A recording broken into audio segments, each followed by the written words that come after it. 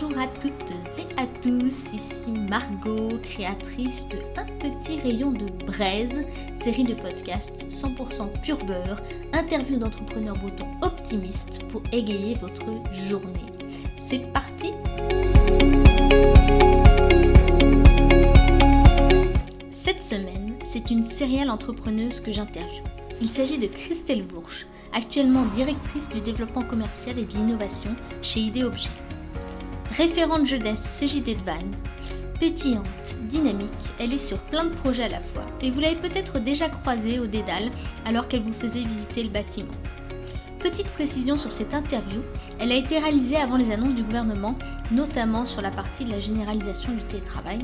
Ne vous inquiétez pas, ces mesures sont bien respectées par Idée Objet. C'est parti!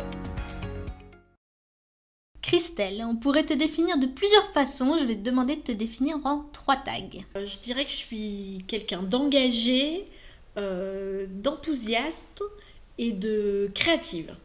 Créative, ça c'est sûr, je n'en doute pas une seule seconde. Si tu devais nous donner tes 3 rayons de soleil d'une journée, ce seraient lesquels ? Je dirais plutôt qu'une journée réussie pour moi, il faut 3 éléments. Ça va être, j'ai besoin d'apprendre quelque chose, ça c'est nécessaire, toujours cette curiosité d'aller chercher, d'apprendre, de me nourrir. Ça, c'est important, de me nourrir avec de la compétence, de me nourrir avec une rencontre, avec un échange, avec quelqu'un en tout cas. J'ai besoin d'expérimenter aussi, donc toujours dans la créativité, la nouveauté. Et puis une journée réussie pour moi, c'est forcément dans la journée un moment de partage, de convivialité, de fun, d'échange, d'écouter de la musique à fond dans le bureau avec les collègues, de danser, de faire une chenille parce qu'on a réussi un bon dossier. Voilà. Une bonne journée pour moi, c'est ça. C'est expérimenter, apprendre. Je te dis 2 fois la même chose, c'est pas bien. Et c'est surtout l'humain en fait. Et j'ai besoin de relations, j'ai besoin de co-créer, j'ai besoin de faire avec l'autre. Donc ça c'est une journée réussie. Oui, on voit que la relation, c'est vraiment ce qui te nourrit. Quand on te voit avec les gens super à l'aise, super enthousiaste, ça fait vraiment plaisir. Alors j'aime bien les citations, et il me semble que toi aussi. Et je trouve que celle qui définit le mieux l'optimisme, en tout cas pour moi, c'est celle-ci. L'optimisme, c'est voir la vie à travers un rayon de soleil. Et toi, comment tu définirais l'optimisme ? Est-ce que tu as tes petites citations pour définir l'optimisme ? Alors je l'aime beaucoup, donc je vais t'en donner une autre, alors qui n'est pas de moi mais qui est de William Arthur Ward, et c'est les optimistes enrichissent le présent, améliorent l'avenir, contestent l'improbable et atteignent l'impossible. Je l'aime beaucoup et je compléterai par celle de Mathieu Ricard, c'est l'ultime optimisme, consiste à comprendre que chaque instant qui s'écoule est un trésor, dans la joie comme dans l'adversité. C'est complet, c'est une belle vision. C'est une belle vision de la vie quand même. C'est ça. Voyons la vie avec le verre à moitié plein et pas à moitié vide. Je vais peut-être les reprendre pour mes futurs podcasts. Alors, quand ils ont écrit ces citations, évidemment, il n'y avait pas le Covid. Est-ce que tu penses qu'elles sont quand même valables malgré la période actuelle, malgré le Covid ? Est-ce qu'on peut se permettre d'être optimiste ? Je trouve que dans toute situation complexe, il y a une opportunité. Donc moi, effectivement, je vois cette période, forcément, comme changeant les codes et les façons de fonctionner. Mais au contraire, j'y vois plein d'opportunités, d'expérimenter, de tester de nouvelles choses avec les collaborateurs. Et puis aussi, pour moi, ça a été cette période-là un vrai moment de repli intérieur en fait, de retrouver du sens à la vie, du sens aux petites choses, du sens aux petits plaisirs. Et aujourd'hui, je dirais que un moment, effectivement, peut-être en petit comité avec ma simple famille, mais près d'un feu, à chanter à tue-tête, à se mettre à danser, à mettre la musique à fond, je vais dire que c'est un plaisir. C'était un petit plaisir qu'avant passait de manière inaperçue et aujourd'hui je trouve que c'est un très beau moment pour moi. Donc on peut se permettre d'être optimiste. Il faut être optimiste, il faut toujours être optimiste. Non ? Je trouve que c'est un état d'esprit en fait l'optimisme. C'est si on se lève le matin et qu'on se dit que la journée va bien se passer, et forcément on va transmettre à notre cerveau une information et comme notre cerveau ne fait pas la différence entre la réalité ou pas, et ben finalement, oui, on va se conditionner et la journée va bien se passer, il va se passer des choses chouettes. Et plutôt que se lamenter, être toujours en train de se plaindre de ce qui nous manque ou ce qui va pas, et ben se dire que oui, ça va être chouette et qu'il va se passer un petit truc, mais que ça va ensoleiller notre journée. Ben donc il faut être optimiste. C'est super important ce que tu dis sur le cerveau qui ne distingue pas la réalité de l'illusion. Et c'est vrai que souvent, on a tendance à le vivre, mais de façon négative sans s'en rendre compte, alors qu'on peut aussi l'inverser, le vivre de façon positive, comme quand on se projette, on ferme les yeux, on a l'impression d'être dans un endroit merveilleux, et tout de suite, il y a les émotions qui se déclenchent parce que le cerveau a vraiment l'impression d'y être. Donc on peut aussi le berner dans ce sens-là, et je trouve que c'est assez rigolo. Du coup, si je te dis, l'optimisme, c'est compter sur la perle qu'on trouvera dans l'huître au restaurant pour payer la note, est-ce que tu es toujours optimiste ? Bon, c'est un peu un comble, c'est une citation de Tristan Bernard. Par rapport à cette citation, toi, tu te situes où en tant qu'optimiste ? Ouais, je suis plutôt joueuse. Et comme on disait tout à l'heure, quand on y croit très fort, souvent ça arrive. Alors, je dirais que je suis pas très chanceuse au jeu. Mais si je trouve pas la perle, eh bien, j'adorerais faire le service, finir le service ou aller faire la plonge. Enfin, je trouverais de toute façon une solution pour payer mon repas. Donc plutôt y aller à fond. Ouais. Trouver des solutions à tout, en fait. Il y a toujours une solution à tout. C'est vrai, mais c'est pas évident de la trouver souvent. Mais parfois, justement, quand on est quand on fait, quand on est dans l'action, elle arrive toujours, en fait, la solution. Elle n'est pas forcément celle qu'on a imaginée, mais je trouve que quand on est vraiment dans la vie, en fait, et ben, la solution, elle est au bout de notre nez, quoi, en fait. On l'a devant nous et elle s'éclaire tout d'un coup quand on est dans l'action et qu'on a besoin d'une réaction assez rapide. Voilà, la solution, elle est là. Il y a toujours une solution. Oui, même si elle n'est pas forcément visible. Exactement. Et alors, c'est quoi ton secret pour rester optimiste ? Non, j'ai pas forcément de secret pour être optimiste, parce que voilà, ça fait plutôt partie de mon caractère et j'ai toujours été comme ça. Par contre, effectivement, ça peut s'apprendre, l'optimisme. Ça peut se travailler, c'est comme un training. Et je dirais que voilà, chaque jour est un cadeau et que chaque jour suivant permet d'autres expérimentations. Et c'est ça pour moi l'optimisme et c'est ça qui me fait avancer en tout cas. C'est ça qui me fait rayonner. J'aime bien un mot que je partage et que je te dis souvent, vibrer. Et tu rayonnes beaucoup.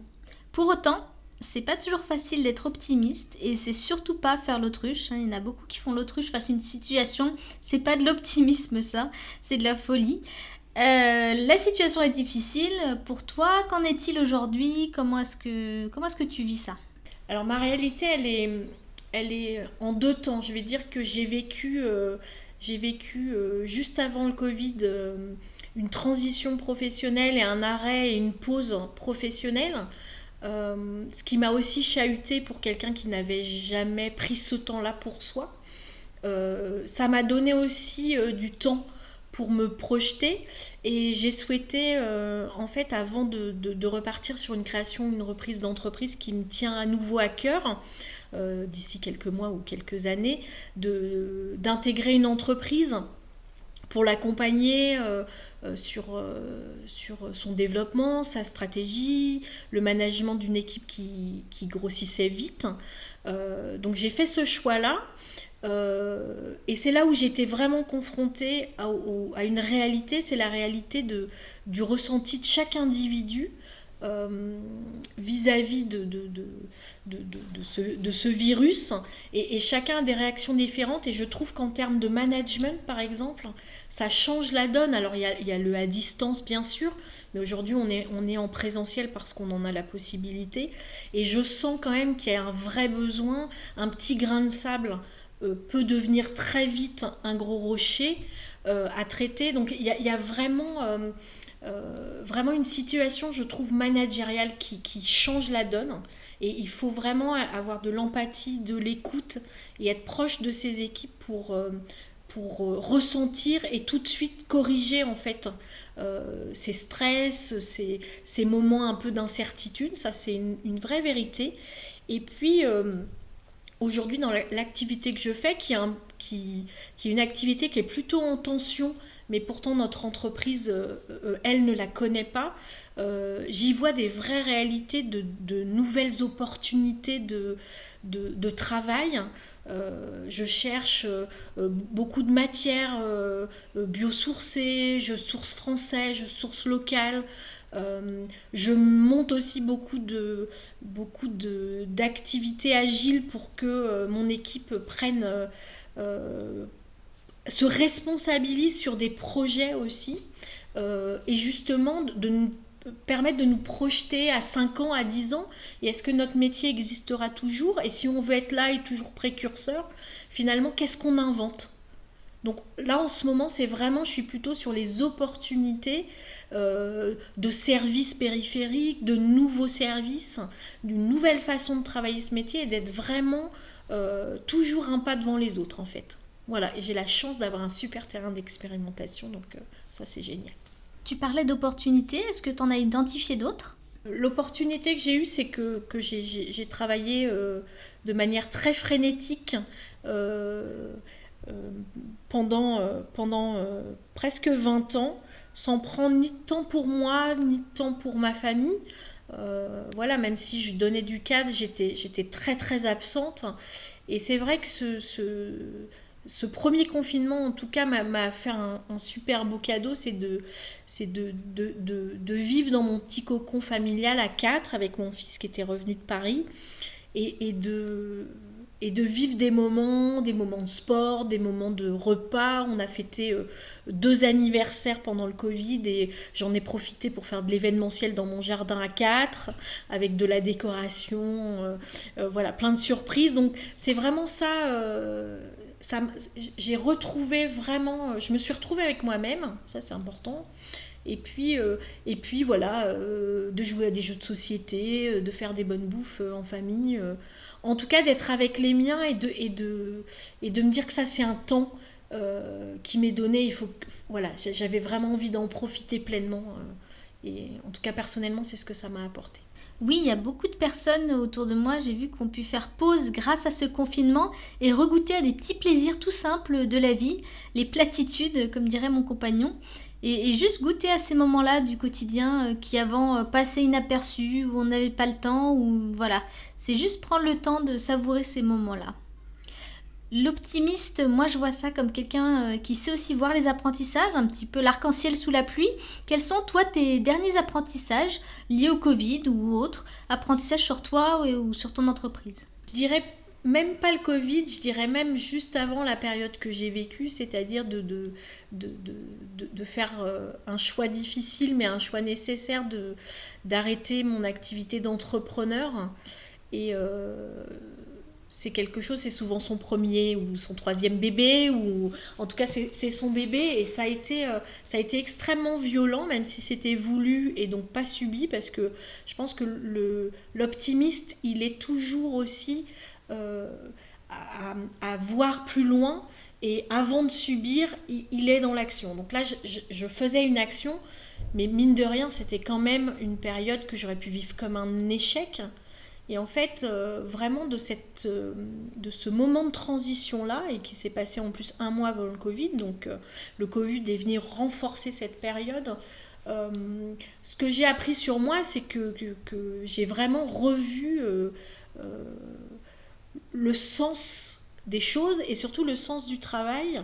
Et l'idée, c'est aujourd'hui de m'éclater toujours autant et d'avancer toujours autant dans le travail, avec plaisir, avec fun, même si c'est pas toujours simple tous les jours. Mais par contre, de garder de m'accorder du temps pour moi, pour les autres aussi, mais ça je le faisais déjà beaucoup. Donc c'est surtout pour moi de m'accorder, voilà. Aujourd'hui je travaille plus le vendredi après-midi, et ça c'est un joli cadeau que je me fais, par exemple. Et ça me permet d'aller me balader, ça me permet de bouquiner, donc voilà. De faire des podcasts. Voilà, de passer un super bon moment. Donc voilà, c'est vraiment ça c'est un cadeau que je me fais aujourd'hui. Merci. Alors j'ai une dernière question avant qu'on rentre sur des questions un petit peu plus intimes. Si tu avais un conseil à donner à une personne qui serait plutôt stressée par l'incertitude actuelle, ou qui serait un petit peu plus déprimée, un peu dans le flou, pas au top, qu'est-ce que tu lui donnerais comme conseil? Après, je trouve que effectivement, ce stress-là lié à cette incertitude et à ce nouveau virus qui finalement est quelque chose de nouveau à vivre, euh, je dirais plutôt à la personne que chaque s'il se cristallise finalement vis-à-vis de ce virus et vis-à-vis de la façon dont on se voit moins, on met le masque, etc. Mais c'est quand même de se dire que chaque jour qui passe, il faut quand même en faire quelque chose, quoi, parce que ne pas avoir de regrets sur cette période un peu entre parenthèses. Et effectivement, je pense qu'il y a des moyens de s'aérer. Euh, alors on a la chance d'habiter au bord de l'eau, donc c'est vraiment un petit rayon de soleil et hop, je vais me ressourcer, je vais prendre l'air marin. C'est vraiment plus ça, c'est vraiment plus se recentrer en fait sur soi, sur ce qui est important pour soi, et puis prendre ce temps finalement où je sais pas, une idée ou une envie ou un projet qu'on avait depuis enfant. J'ai envie de me mettre à la peinture, j'ai toujours eu envie de peindre. C'est peut-être aussi de trouver des échappatoires, peut-être un peu créatifs, un peu ludiques, ou de commencer un nouveau sport, mais en tout cas quelque chose qui permette d'évacuer ce stress et voilà, et de se sentir plus léger, plus joyeux. Oui, c'est très important d'évacuer le stress, peu importe que ce soit du sport, de la créativité, sortir. Il faut absolument pouvoir avoir une sorte de soupape un petit peu tous les jours, au moins 5 minutes, pour essayer d'évacuer. On va maintenant passer aux questions sur toi.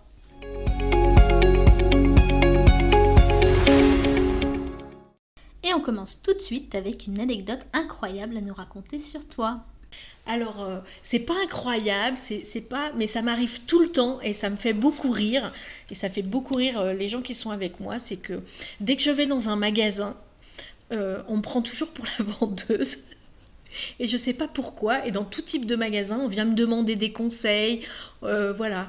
Et ça, c'est quelque chose qui me fait beaucoup rire en fait. Voilà, tu vois, je le voyais pas comme ça, mais en tout cas, voilà, c'est quelque chose de très drôle et ça m'arrive systématiquement. Il n'y a pas une journée shopping où il n'y a pas voilà, un client qui vient me demander les tailles, les machins, les promos, et puis voilà, un conseil. Et tu joues le jeu ou... Ouais, des fois j'aime bien jouer le jeu.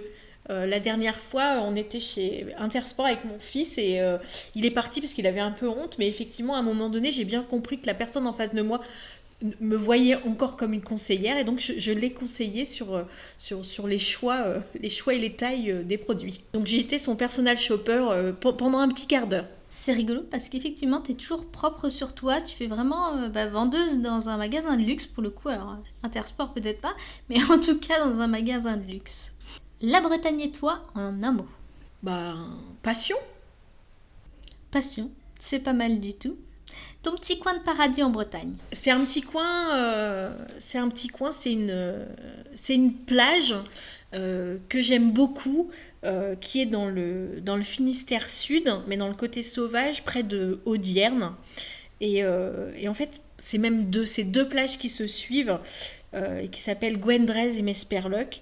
Et c'est vraiment pour moi... tu vois, quand je ferme les yeux et qu'on me dit pense à un endroit où tu as envie d'être, etc., c'est du sable fin, c'est de l'eau turquoise, c'est du soleil et c'est aussi de la nature préservée. Et ça, c'est précieux. Et puis sur l'eau, il y a des beaux surfeurs, donc c'est pas mal aussi. Oui, donc c'est un endroit où il vaut mieux y aller seul pour se ressourcer, bien évidemment. Plutôt Phare Breton ou Queen Amman? Bon, alors là, il n'y a pas de discussion possible. Queen Yaman, et puis s'il est de l'Ocronan, c'est encore mieux. Parce que c'est le meilleur. Ah, je l'ai pas encore goûté celui-là, va falloir que je rattrape mon éducation. Galette ou crêpe? Écoute, je t'ai dit tout à l'heure que je venais de Brest, donc à Brest, on dit crêpe, que ce soit crêpe de blé noir ou crêpe froment. Et mon petit péché mignon, c'est la crêpe de blé noir au chocolat. Chocolat et sarrasin, ça se marie toujours super bien. Toi qui es vendeuse, puisque tu nous l'as dit tout à l'heure, la marinière, tu penses que c'est toujours d'actualité ou totalement démodé? Oui, moi qui suis vendeuse de prêt-à-porter chez Armor Luxe, la marinière pour moi, c'est Ouais, c'est intemporel. Aujourd'hui, je trouve que c'est vraiment une pièce de notre garde-robe. Tu peux la décliner dans plein de motifs. Moi qui travaille dans la communication par l'objet, c'est hyper tendance. Ça fait partie des tendances actuelles, tout ce qui est marin. Et moi, j'adore. Donc c'est toujours super tendance, voilà, à bon entendeur. Un dernier mot en breton ? Eh ben écoute, je vais te donner une phrase qui fait partie de mon patrimoine familial. Avec mon grand-père, j'aimais bien qu'il m'apprenne des expressions bretonnes, même s'il n'était pas du tout bretonnant. Et c'est une phrase que j'ai transmise aussi à mes enfants. Donc cette phrase, c'est « Resta chumat zo madagaout » et ça veut dire que les bons restes sont bons à manger. Et voilà, je trouve que c'est pas faux. C'est même plutôt pratique, plutôt pragmatique. Et comme je suis une fille pragmatique, elle me va bien, cette citation. Merci. Un dernier mot tout court ? Écoute, j'ai passé un super moment avec toi, Margot. Voilà, tu es le kiff de ma journée. Je crois qu'on ne pouvait pas me faire de meilleurs compliments. Merci beaucoup Christelle et merci d'avoir accepté cette interview, de nous partager tout ton côté pétillante, dynamique. Alors, les auditeurs percevront pas ce que nous on voit quand on te voit en présentiel, mais j'espère qu'ils auront une petite touche de folie là à travers ce podcast. Merci à nos auditeurs de nous suivre encore une fois pour cet épisode. On arrive bientôt à 10, puisque c'est dès la semaine prochaine qu'on aura le 10e épisode. Donc je vous donne rendez-vous jeudi prochain, comme d'habitude, pour de nouvelles aventures. Belle semaine ensoleillée à vous!